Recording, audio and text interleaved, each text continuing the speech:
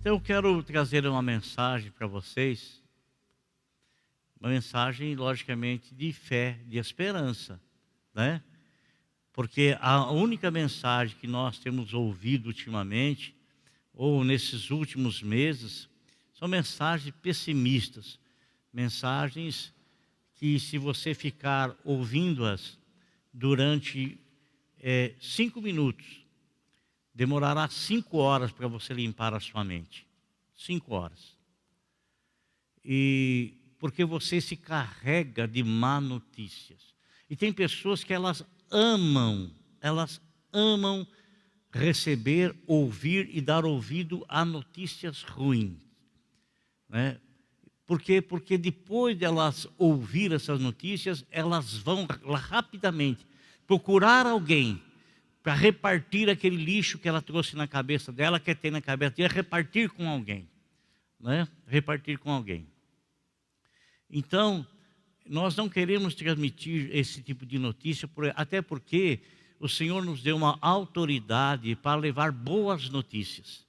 Boas notícias. Amém?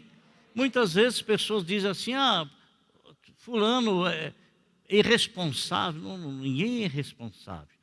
Todos nós que estamos aqui, estamos dentro do decreto que está vigorando na nossa cidade. Estamos distante aí, cada um dentro de 4 metros quadrados, todo mundo com máscara, com gel nas entradas, as janelas todas abertas, as portas todas abertas, né? E enfim, não estamos nos cumprimentando, bem que gostaríamos, né? Mas é só no cotovelo, né? E nem apertando a mão, nem se abraçando, nem nada. Então estamos dentro do decreto. Mas eu não vou ficar falando do decreto para vocês.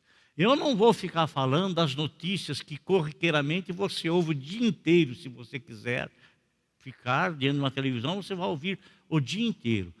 Eu tenho uma incumbência de trazer até você uma mensagem de esperança. Dentro da palavra de Deus, nós encontramos sim, porque Deus, amado, Ele nunca isentou os seus filhos de passarem por dificuldades, passarem por um momento, nunca.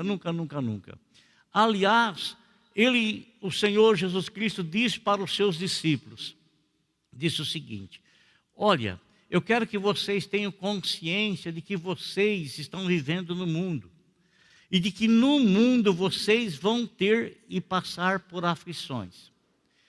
Mas ele continua dizendo, mas eu quero que vocês tenham bom ânimo. Sejam pessoas animadas. Não sejam pessoas que se entregam aí às coisas que vocês ouvem. E não permitam que tais coisas afetem a sua vida, como afeta a vida das pessoas que não crêem no Deus que você crê.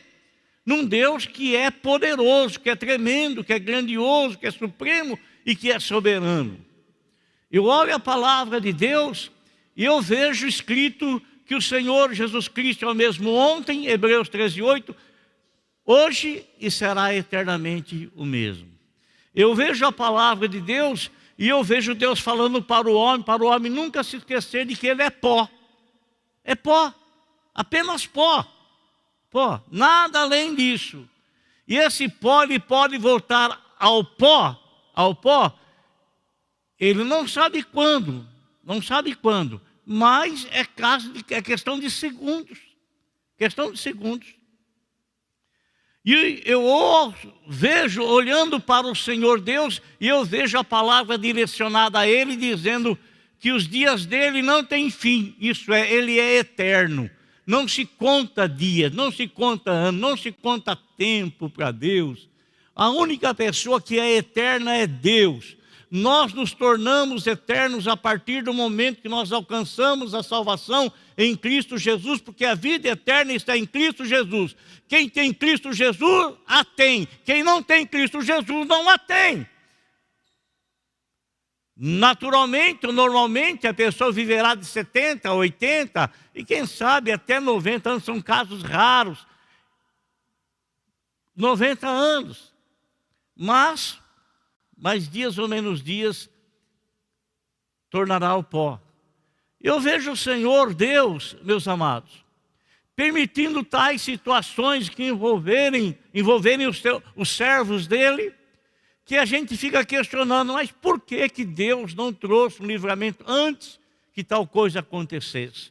Ora, nós não podemos nos esquecer que Deus é soberano e que a vontade dele está muito acima da vontade do homem, e que o homem ele não tem autoridade sobre Deus para reivindicar o que quer que seja diante de Deus ou para ordenar Deus, nem absoluto.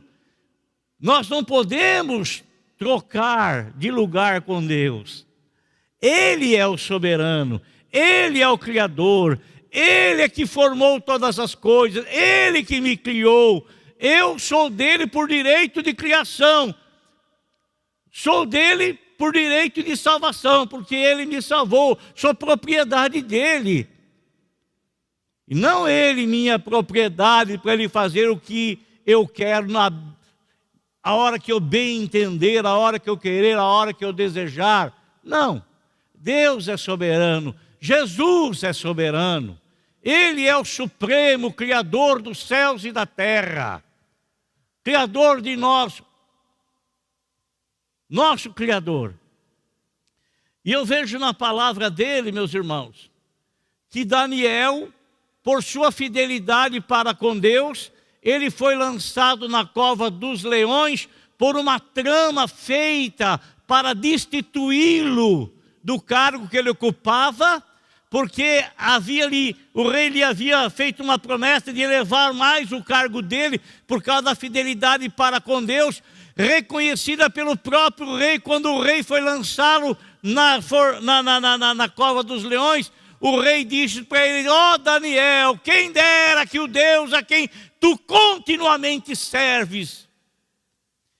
Testemunho de que Daniel era um homem, aonde ele estava, testemunhavam-se a respeito dele, de que ele realmente era um homem de Deus. Mas isso não o impediu de ser jogado dentro da cova dos leões. O Senhor não podia ter livrá-lo antes de ser jogado? Podia. Mas o Senhor é soberano e Ele opera a hora que Ele quiser. Ele faz milagre na hora que Ele quiser. Não é na hora que eu determino, não é na hora que eu quero, não é na hora que eu supostamente venho a ter a ousadia de querer lhe ordenar alguma coisa. Não. Outra coisa que ele fez, permitiu que aqueles 3 moços, amigos de Daniel, fossem lançados na fornalha ardente. O Senhor podia ter impedido antes de ter acontecido, podia. Mas o Senhor preferiu livrá-los lá dentro da fornalha, estar junto com eles lá dentro da fornalha para maior testemunho. Daniel foi liberto lá dentro da cova da boca dos leões para maior testemunho ao rei e às demais pessoas. Os 3 jovens foram livrados dentro da fornalha ardente, foram lançados lá e receberam o livramento lá de dentro, diante dos olhos do rei, de todo mundo, de todas as pessoas que lá estavam reunidas, para maior testemunho. Agora eu quero falar uma coisa para vocês, irmãos. Uma coisa. Falar de Elias, um homem tremendamente usado por Deus, um grande profeta de Deus. Ora, amado, ele sendo um grande profeta de Deus, ele estaria isento de passar pelas dificuldades comumente que o mundo passa, que as pessoas passam.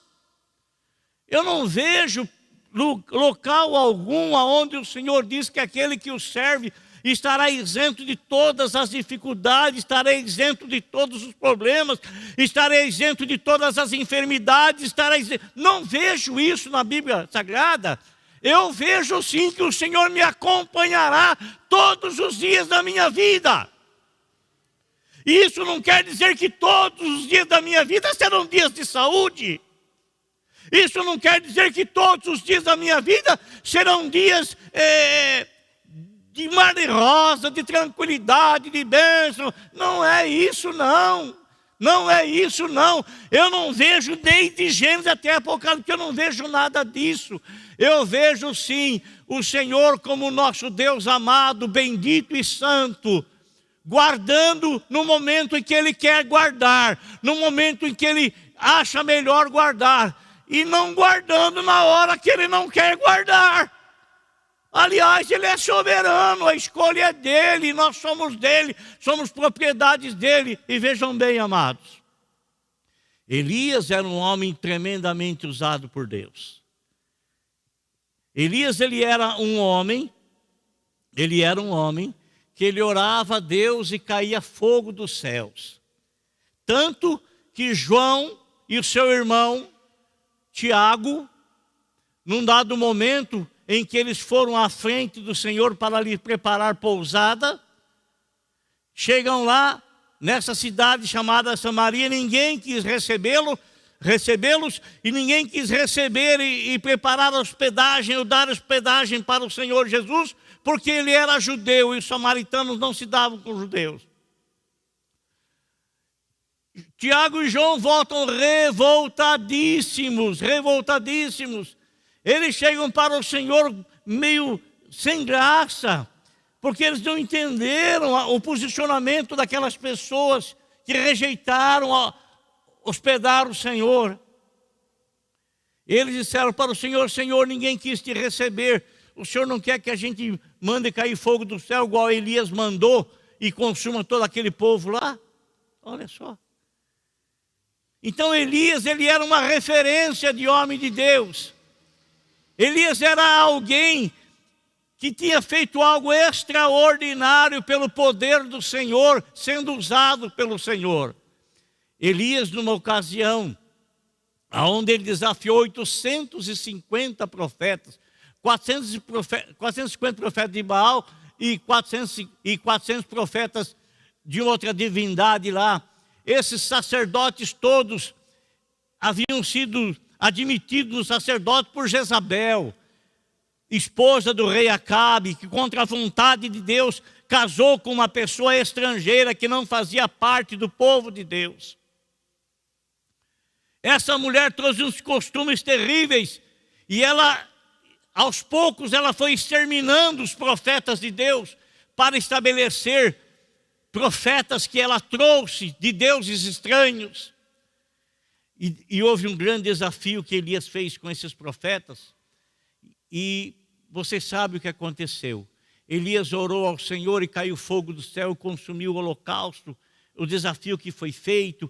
E aqueles 850 profetas foram mortos à espada, porque eram falsos profetas. Estavam conduzindo erradamente o povo. Olha, irmãos, um homem como este homem, ele poderia, porventura, sentir medo de alguma coisa? Ele orava a Deus e caía fogo dos céus. Não uma vez só, não, por várias vezes ele fez isso. Deus ouvindo a oração dele. Ele tinha uma intimidade muito grande com o Senhor. Mas isso tudo poderia, porventura, impedir que o medo tomasse conta do coração dele? A Bíblia nos fala que Acabe foi e falou para Jezabel que Elias havia matado os 850 profetas à espada. E Jezabel ficou furiosa e mandou uma notícia para Elias. Diga lá para Elias, vai lá falar para ele, que da mesma forma que ele fez com os profetas, eu vou fazer com ele. E a Bíblia nos fala que ele sentiu medo por causa da sua vida, da própria vida. Ele disse o seguinte: Jezabel mandou um mensageiro a Elias dizer-lhe que os deuses me castiguem com todo rigor, se amanhã nesta hora eu não fizer com a sua vida o que você fez com a vida deles. Qual foi a atitude de Elias, irmãos? Ele recebeu essa notícia, é uma notícia boa? Não, é uma notícia de perigo de morte. Mas ele acabara de fazer um enorme milagre, um grande milagre pelo poder de Deus. Ele acabara de enfrentar 850 pessoas, adversários dele, inimigos dele, inimigo de Deus. E Deus lhe deu o poder de exterminar eles mesmos. Deus deu sim, e ele o fez. Ele o fez. E agora, ele recebe uma má notícia. E essa má notícia, amado irmão, olha que fez. Elias teve medo e fugiu para salvar a sua vida. Pô, um homem que exerceu uma fé poucos dias atrás, de cair fogo do céu, de consumir o holocausto que ele ofereceu sobre o altar. Agora ele recebe uma má notícia que ele estava em perigo de morte, porque Jezabel ia mandar pessoas atrás dele para matá-lo. O que é que ele faz? O que ele faz? Ele vai se esconder. Ele teve medo e fugiu para salvar a própria vida. Ô irmão, espera uma coisa. Se Deus quiser livrar você, não tem praga alguma, inferno algum, que conseguirá te matar, irmão. Agora, se Ele não quiser te livrar, até uma gripinha qualquer aí vai levar você para o chão. Vamos viver oprimidos, vamos viver escondidos, vamos viver de uma forma. Não quero dizer que nós devemos viver de uma maneira, de uma forma contra todo o protocolo, contra o decreto. Não quero dizer isso. Mas nós não podemos fugir de absolutamente nada. Temos que fazer o que tem que ser feito. Mas nós não podemos viver com medo. Porque a nossa vida está nas mãos de Deus. A nossa vida pertence a Deus.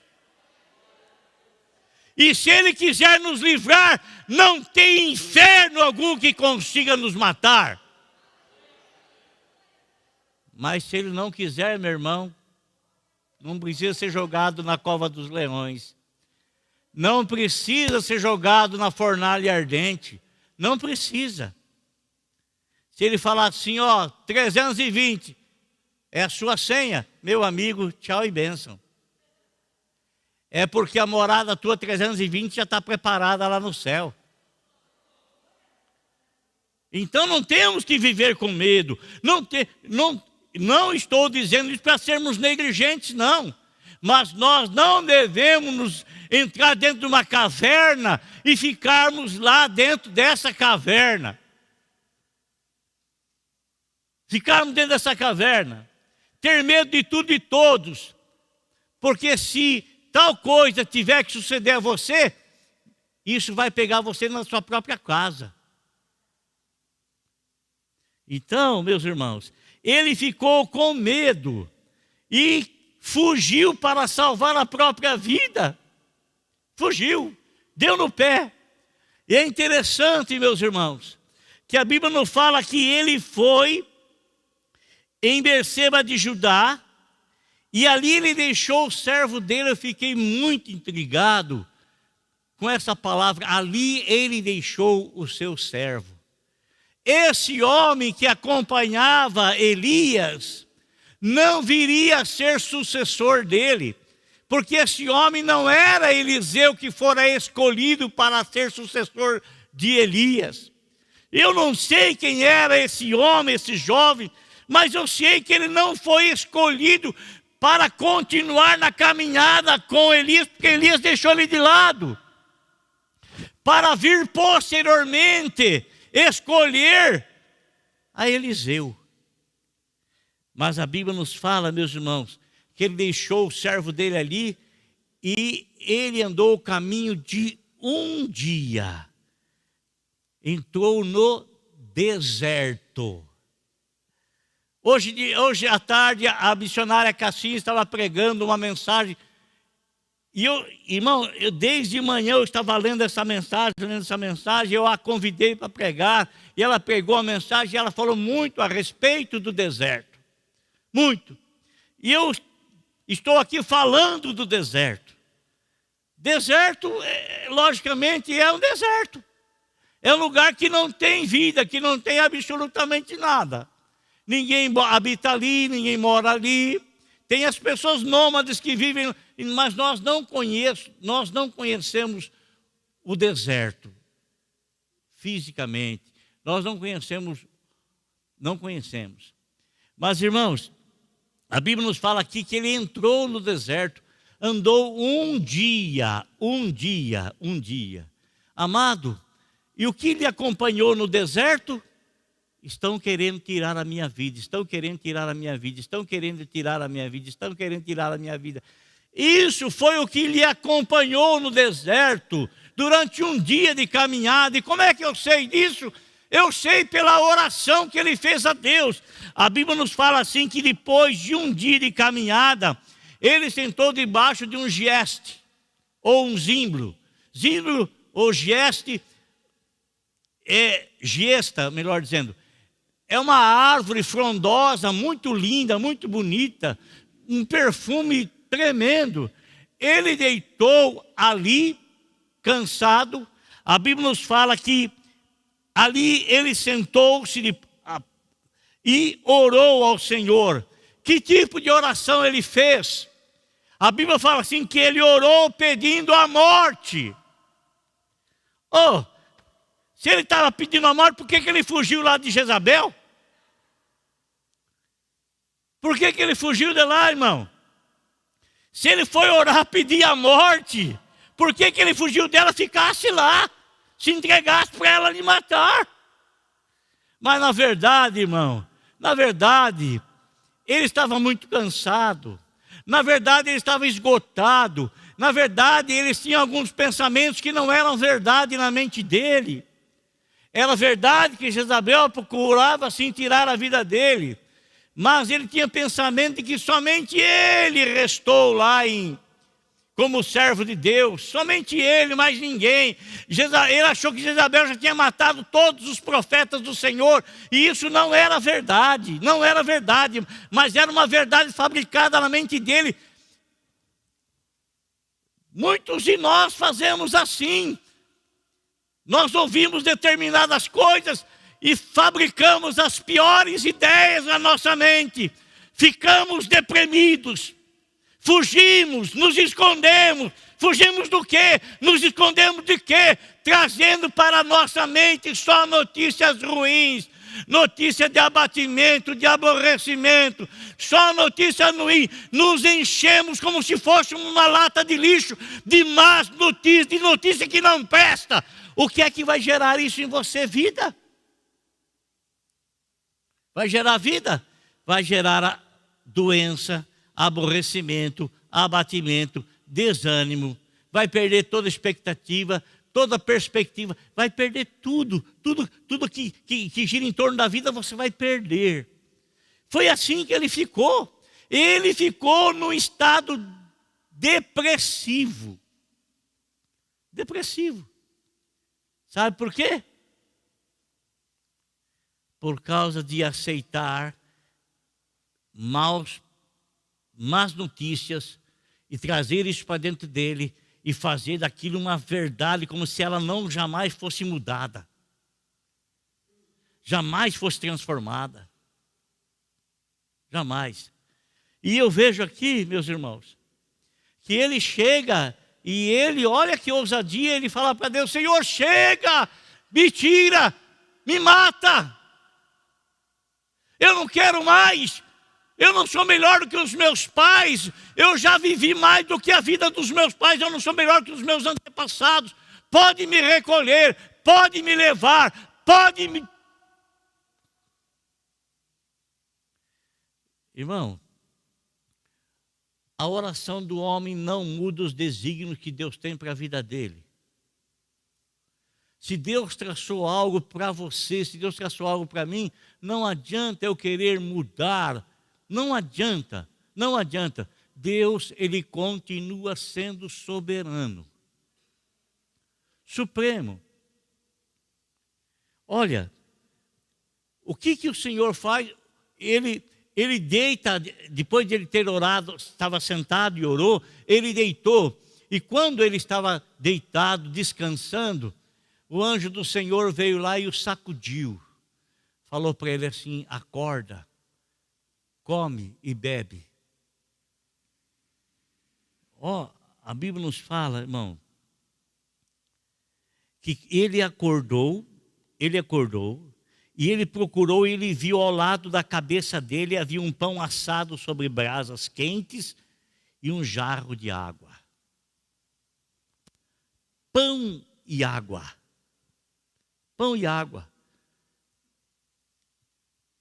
Irmãos, sabe que a nossa igreja faz uma campanha de restauração, de renovação das forças do pão e da água? Porque o Senhor mandou que ele acordasse e comesse o pão e da água que estava ali preparada pelo Senhor. Ele acordou, ele procurou, estava do lado dele, quentinho, quentinho, quentinho. Comeu o pão, se satisfez, tomou a água e voltou a dormir. Ele estava dormindo. Quem é que vem de novo? O anjo. O sacode de novo. Levanta, come e bebe, porque te será muito longa ainda a caminhada. Amém, irmãos? Era isso que o Senhor tinha para ele. Ele estava achando que a coisa havia acabado, havia terminado, havia encerrado. E olha, eu quero dizer uma coisa para você, meu irmão. Não pense que os obstáculos da vida é para encerrar a tua carreira. Não pense que as dificuldades da vida é para impedir que você continue marchando, continue caminhando. Não é não. Não é não. A fornalha ardente não foi o término da vida dos 3 rapazes. A cova não foi o término da vida de Daniel. Deus tinha algo grande para eles ainda, por causa da fidelidade deles para com Deus. Deus tinha coisa grande ainda para Elias, devido à fidelidade dele para com Deus, coisa que ele não sabia. E aqui eu me lembro do profeta Jeremias, lá em capítulo 33, 3, que ele diz o seguinte: clama a mim e eu vou te responder. Eu vou anunciar para você coisa grande e firme que você não sabe, mas eu vou lhe mostrar. Eu vou repetir. Jeremias 33, 3, o Senhor dizendo: clama a mim, fala comigo, não peça a morte não. Não peça a morte não, porque eu tenho um caminho melhor do que os teus caminhos para você mesmo. Clama a mim e eu vou te responder. Eu vou mostrar para você que caminho é esse. Clama a mim e responder-te-ei. Eu vou anunciar para você coisas grandes e firmes que você não sabe, mas eu vou te mostrar. É isso que a Bíblia fala, irmão. É isso que a Bíblia diz. Então, Elias, ele fez uma oração errada, uma oração que não lhe foi dado uma resposta positiva segundo a oração dele. Uma resposta positiva para ele era uma resposta de Deus segundo o pedido que ele fez. Mas o caminho do Senhor é mais excelente. O caminho do Senhor é melhor. Meu irmão, você pode querer traçar o caminho para os teus próprios pés. E se você o fizer, você será um crente que nunca vai ter vitória na vida. Você sempre vai estar derrapando na vida. Você nunca vai sair do lugar. Você vai ser crente, vai continuar sendo crente, mas você sempre estará do mesmo jeito, da mesma forma. Você não prosperará em nada. Quando digo prosperar em nada, estou dizendo no seu relacionamento com Deus. Porque você traçou o teu próprio caminho. Igual Elias, ele queria aquele caminho, mas não é esse que eu tenho para você, Elias. Não é esse. Não é esse o caminho que eu tenho para você. O Senhor diz para ele: come e bebe, porque te é muito grande ainda a caminhada. Irmãos, Elias entrou no deserto. E ele foi parar no monte de Deus, lá no Monte Horebe, lá no Monte Sinai. Monte Sinai é uma cadeia de montes, e um pico dele é chamado Monte Horebe, lá onde Moisés recebeu as tábuas da lei, lá onde a sarça ardia e não se consumia. Sabe quantos quilômetros tinha desse lugar onde ele estava até o Monte Sinai, 450 quilômetros. Às vezes, viajo para Belo Horizonte, para as reuniões abençoadas que nós temos lá, com a nossa liderança estadual, e às vezes até com a nacional. E são 400 quilômetros de automóvel. Gasto aí em média de 5 horas e meia, 6 horas. Imagine você, uma pessoa, percorrer 450 quilômetros a pé. Ele andou 40 dias e 40 noites. Eu fiz a conta, 40 dias, uma pessoa caminhando para percorrer 450 quilômetros, ele percorre 18 quilômetros por dia. Ele vai daqui a Congonhal, a pé, por dia. Logicamente, meus irmãos, que ele não foi num pique só. Ele não foi numa toada só. Ele foi caminhando, ele foi caminhando. Imagine você, a pessoa fazer uma caminhada de 450 quilômetros. A Bíblia não nos diz aqui, a Bíblia fala que ele andou noite e dia. Oh, Deus do céu! Noite e dia. Caminhando noite e dia. Amado, a pessoa percorrer 450 quilômetros andando, ela tem muito que pensar, não é verdade? Ela tem muito que refletir, ela tem muito que caminhar, ela tem muito que andar. Muito, muito, muito, muito. Mas ele foi caminhando. E lá a Bíblia nos fala que ele entrou numa caverna. Numa caverna.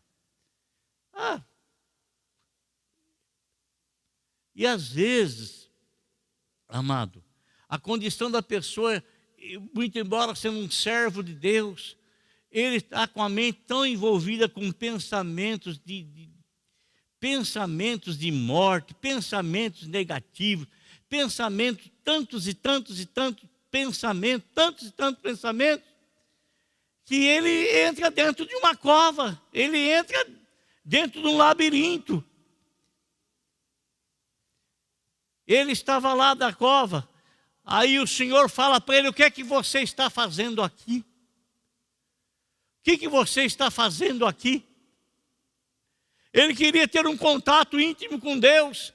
Ele teve que se afastar e ir para bem longe, aonde ele não tivesse mais aquele pensamento de perseguição e morte que Jezabel pronunciou sobre a vida dele. E lá então, ele pôde ter um contato íntimo com Deus, não com o anjo de Deus, como ele teve no caminho, mas íntimo com Deus. E Deus pergunta para ele: o que é que você está fazendo aqui? Irmão, você entrar dentro de uma caverna. Caverna é um lugar escuro. Caverna não é um local de você fazer. Hoje muitas pessoas entram em caverna para fazer turismo. Mas não era. A gente pode trazer e usar isso como analogia de um lugar escuro, de um lugar de tristeza, de um lugar de depressão, de um lugar de quem não está com vontade de viver, de quem perdeu toda a perspectiva. Pode um homem de Deus ficar no estado assim? Pode. Tanto pode que aconteceu com ele aqui. E ele achou que era o fim dele, irmão. Ele achou que era o fim dele. Mas não era. Não era. Deus tinha outras coisas e outro propósito para a vida dele. O que eu quero dizer com isso? Eu quero dizer para você, amado irmão, Deus tem propósitos para a tua vida. Não fique aí vivendo aquilo que a maioria da população brasileira está vivendo. Não estou dizendo para você ser uma pessoa negligente, de forma alguma, de maneira alguma. Não estou dizendo isso.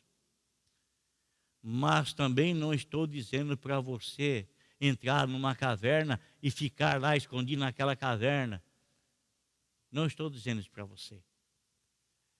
Estou dizendo para você fazer tudo quanto for necessário fazer, segundo as orientações que temos recebido através de decreto, através de profissionais da saúde, fazer tudo. Mas não viva falando, eu vou pegar, ele vai me pegar, eu vou pegar, ele vai me pegar, eu não vou sair porque ele vai me pegar, se eu for para lá ele vai me pegar, se eu for para cá ele vai me pegar. Ó, irmão, pelo amor de Deus, você vai ter paz em viver assim?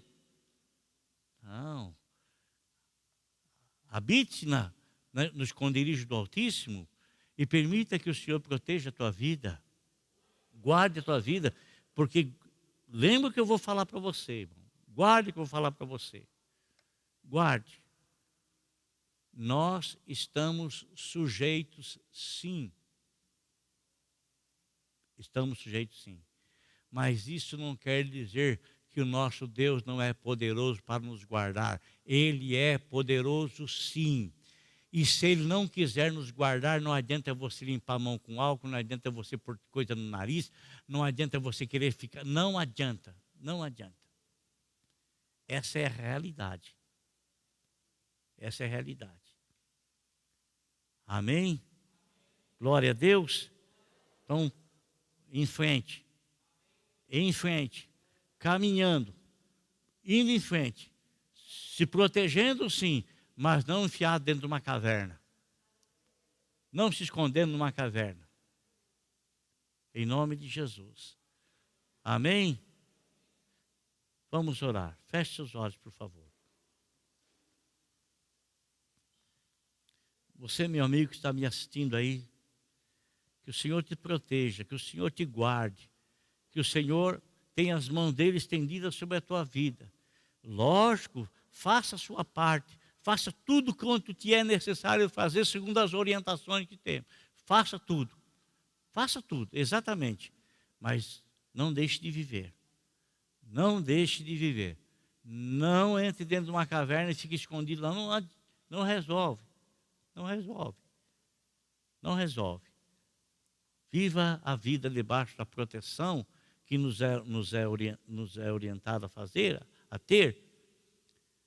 Mas viva também debaixo daquilo que o Senhor fala na palavra dEle. Porque ainda do mesmo jeito, viu? Passa os céus e a terra, é uma palavra do Senhor. Ela não passa ainda não. Glória a Deus. Senhor nosso Deus e nosso Pai, eu quero agradecer ao Senhor pela proteção que o Senhor tem dado ao teu povo, aos teus filhos, aos teus servos. Em nome de nosso Senhor e Salvador Jesus Cristo, que vossa mão sagrada e santa permaneça, Senhor, sobre a vida de todos os teus filhos, de todos os teus servos. Ó Deus, que venhamos a usar o gel sim, que venhamos a usar a máscara sim, Senhor, a qual não estou fazendo agora por estar fazendo uso da palavra. Que venhamos, ó Deus amado, a não nos cumprimentar, que da forma como está determinado, ou está no decreto, que venhamos, ó Senhor meu Deus e meu Pai querido, fazer tudo quanto está sendo orientado a fazermos, mas que também, Senhor, não venhamos a negligenciar a Tua palavra. Não venhamos também, Senhor meu Deus, a viver um pesadelo, trazendo pensamentos ruins de morte sobre a nossa vida.